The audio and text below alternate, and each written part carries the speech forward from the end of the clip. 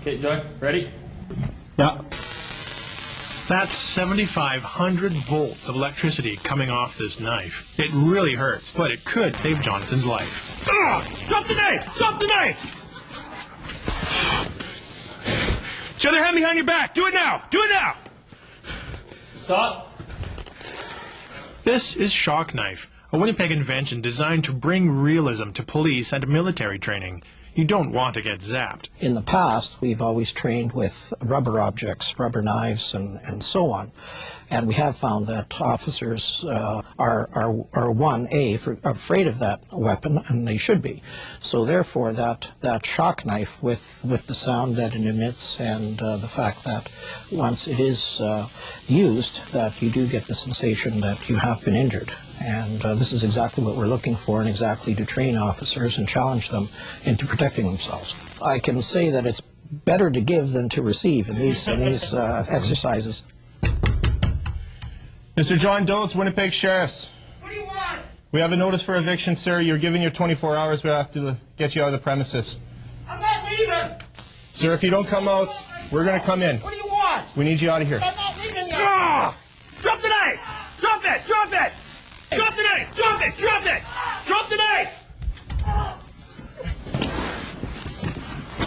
Hands behind your back! I'm not leaving. Stop resisting! I'm leaving.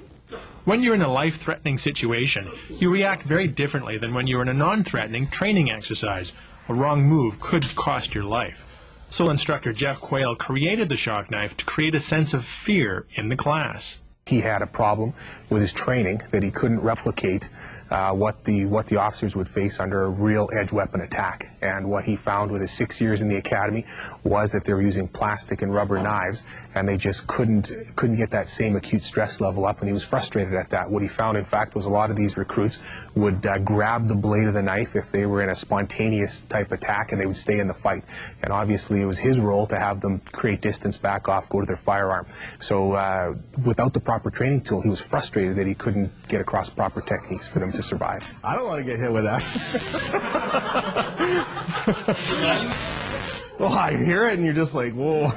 We crank it down low because the knife is adjustable. Then you're going to feel like you've got a stiff paper cut. And you're going to experience a feeling as if you've been cut to the bone if it's on high. There's no long-term effects at all. It is not meant to incapacitate at all. It's strictly meant to be a pain penalty for improper technique. I found out firsthand why it's so effective. Oh! Ow! The dynamic that's added with this tool to our training can't be matched by any other tool that we've used so far. With the other tools, your anxiety level stays the same. With this tool, just seeing the arcs and knowing that it's going to hurt you, your anxiety levels go up, the adrenaline starts going. It mirrors what a real life situation would be like. Okay, Mr. Smith, we're going to be taking you back to Stony Mountain. You ready to go? He's got a knife. Open that.